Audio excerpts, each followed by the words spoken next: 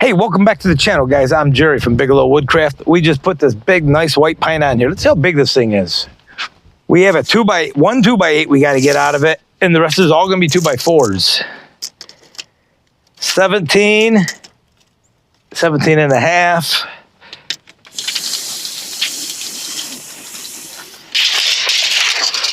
So this log is 10 feet, 6 inches, 17 to 17 and a half, depending on what quadrant, and 18 and a half all the way around on that side. So it's pretty symmetrical, a few little knots on it. This is a white pine. This is gonna cut really well. Like I said, we're gonna run this into 2x8s and 2x4s, one 2x8. A couple weeks ago, I talked about 10 reasons why you should own a sawmill. And I thought today I'd give you 5 reasons why you shouldn't own a sawmill. And, you know, this might be for you. Some of this is just kind of fun as well, but these are 5 legitimate reasons why not to own a sawmill. All right. One of these homeowner sawmills is what I'm specifically getting at, whether it's Woodland Mills, Harbor Freight, the Frontier OS 27, and some of the other mills out there, why you shouldn't own one. So let's start off right off the get-go, and let's talk about why you should. Number one. The number one reason you shouldn't own one of these is your fitness level isn't up to speed for one of these things. This takes a lot of strength to run these things. This isn't your standard homeowner's mill anymore. After using my strength and endurance on this mill for a couple of years, I started putting modifications on it, whether it was the X-axis carriage feed. We put that on relatively early. Then we put the Z-axis carriage feed. Then we built the log turner. Each one of those steps are making it easier for me. So if your fitness level isn't up to speed with one of these, you're going to either 1, hurt yourself, or 2, you're just not going to like it. So make sure that before you buy one of these, you're capable of running this thing. The lumber's heavy. The slabs are heavy. I made some minor investments into these roller tables. Oh, that sun is bright and I don't have sunglasses on. We made minor investments in these roller tables, and that does make a big difference, but you still got to handle the lumber. So are you physically fit? Are you strong enough? Can you keep up with this? Is your back fit enough? I try to stay fit. I exercise every day. This is exercise, but it's not going to be enough exercise to keep you fit. You have to be fit to do this, at least in my opinion. The second reason I can come up with is you just don't have access to logs. You don't have access to a forest like we live in. We have 75 acres of oak, some maple, some popple, and some white pine, but majority of it's oak. We have lots of it. And you may have seen my log yard before, and I'll just give you a quick tour of it. So we have some popple right there. We have some hickory and maple over here. We have some pine and some more popple over here.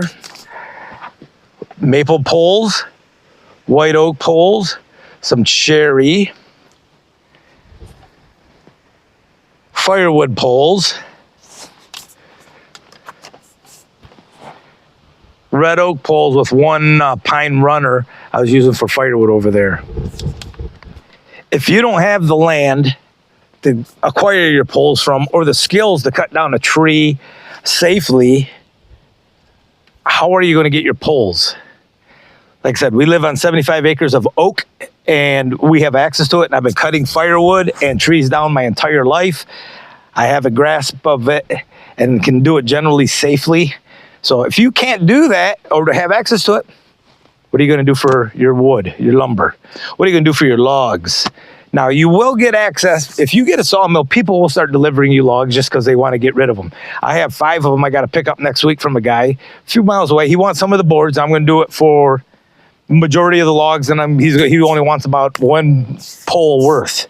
So I'll do it for the logs. That's how I acquire some of these, like all the hickory. That's how I got the hickory.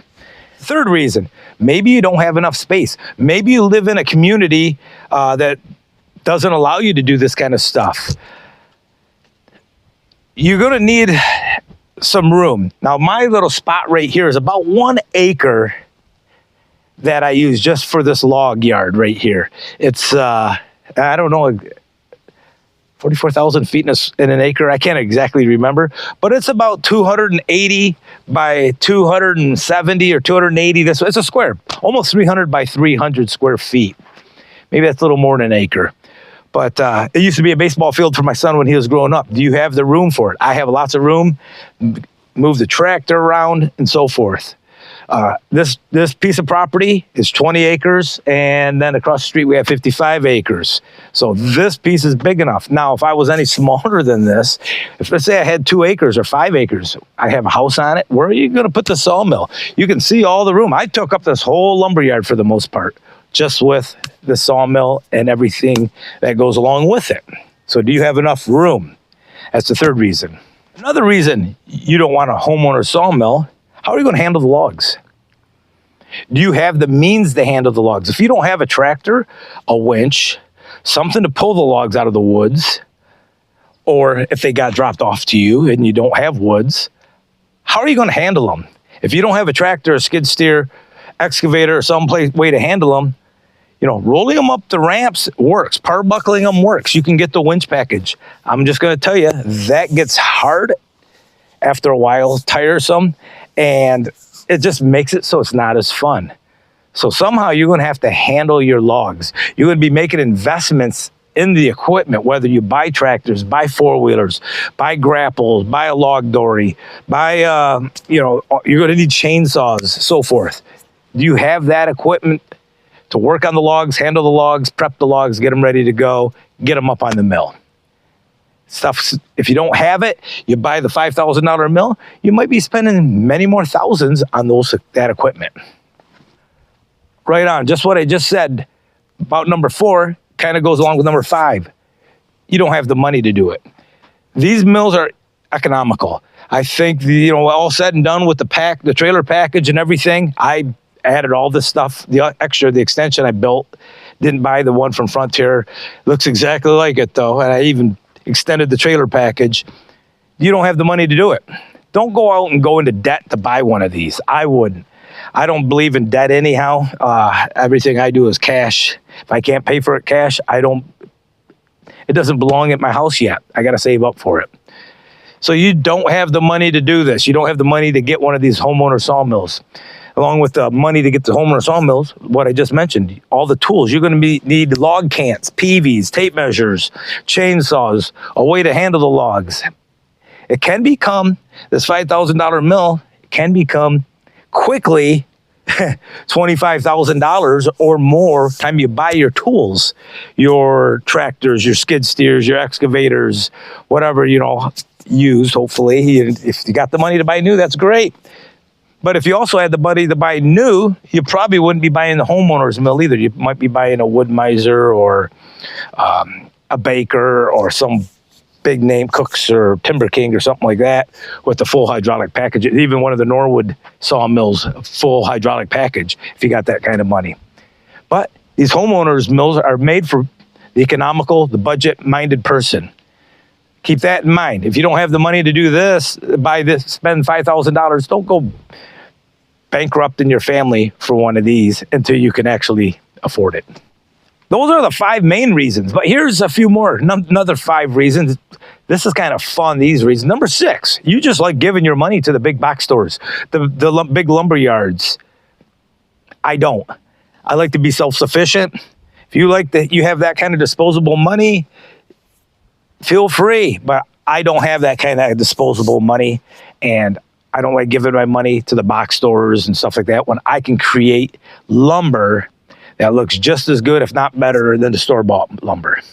So you like to support Home Depot, Menards, Lowe's, and your big box store lumber yards.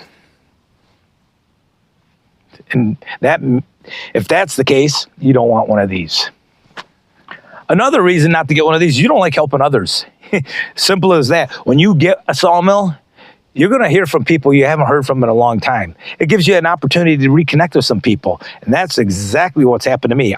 All of a sudden, people caught wind that I had a sawmill several years ago, and they started reaching out. Some reached out to me. Some just stopped by and wanted to see it that I haven't seen in years. So that was really cool.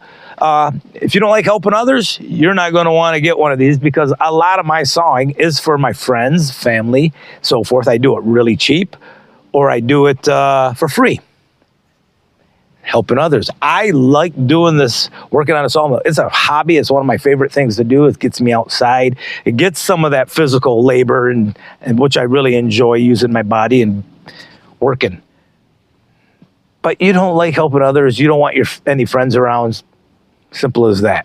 If you don't want that, don't get a sawmill. The third reason of the second 5, or the 8th reason total, is you don't like Christmas. Who doesn't like Christmas? Who doesn't like opening presents? As you get older, we sure like to watch our kids and grandkids open presents, but we also really enjoy wondering what's inside that package. What's in there? Just like Christmas, opening a log is like opening a present.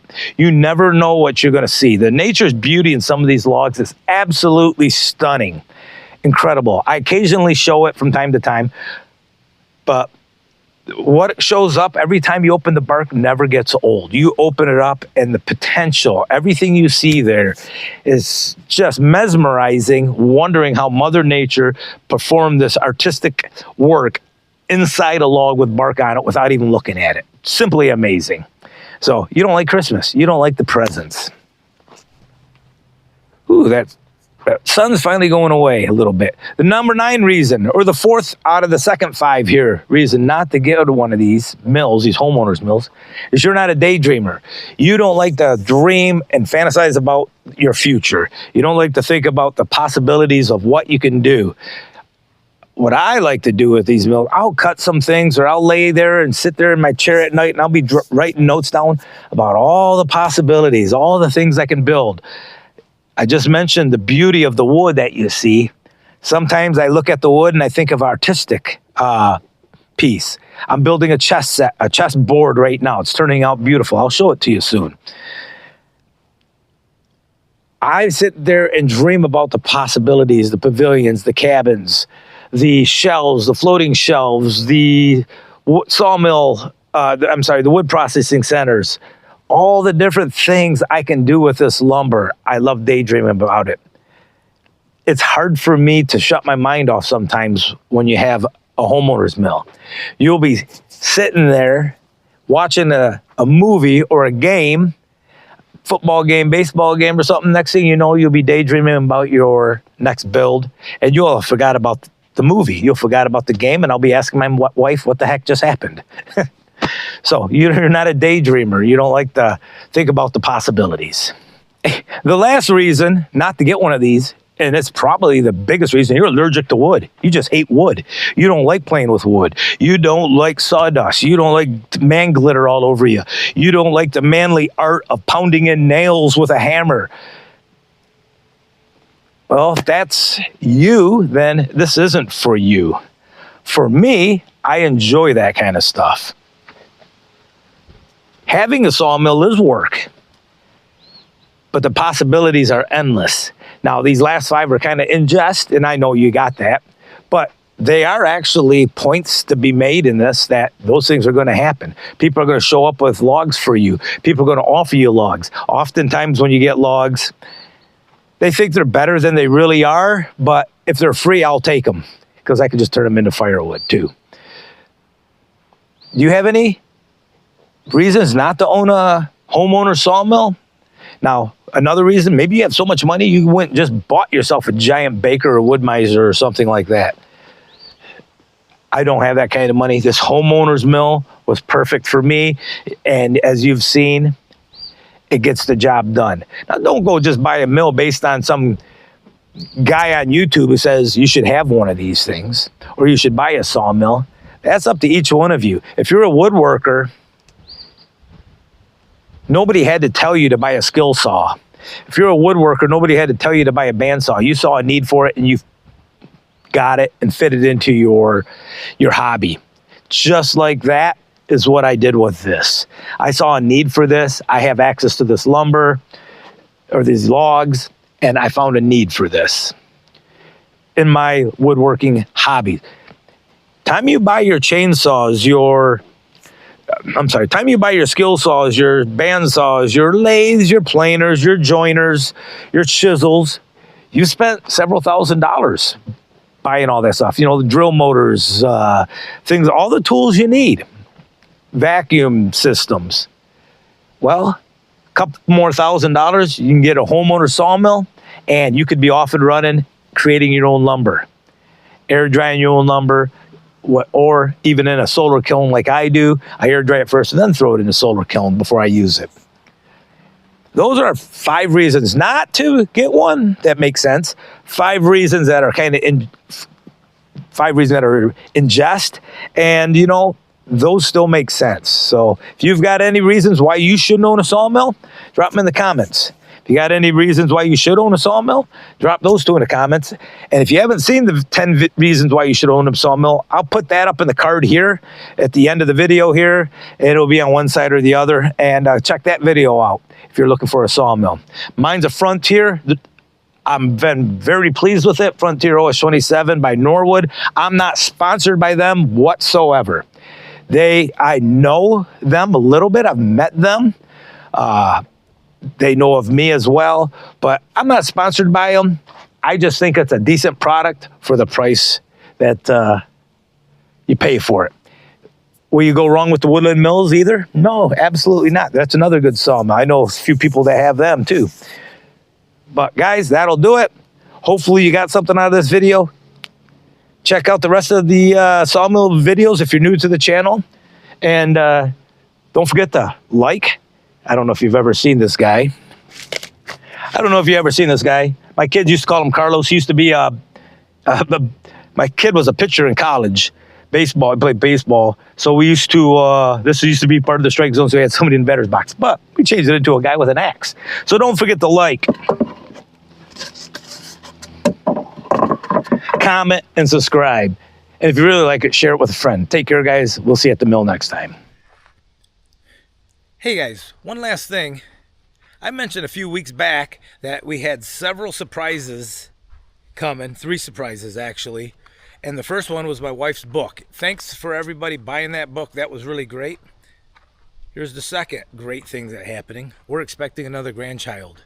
My boy and his wife announced a week ago that they're having a girl, and I think the due date's October 5th. So we can't be happier than for them and for the entire family, and for the baby daughter's granddaughter's brother, the little crew. He's so happy. He's a great little guy, and he's gonna be excited to meet his sister. So yeah, we have another grandchild coming, number 3 that will be.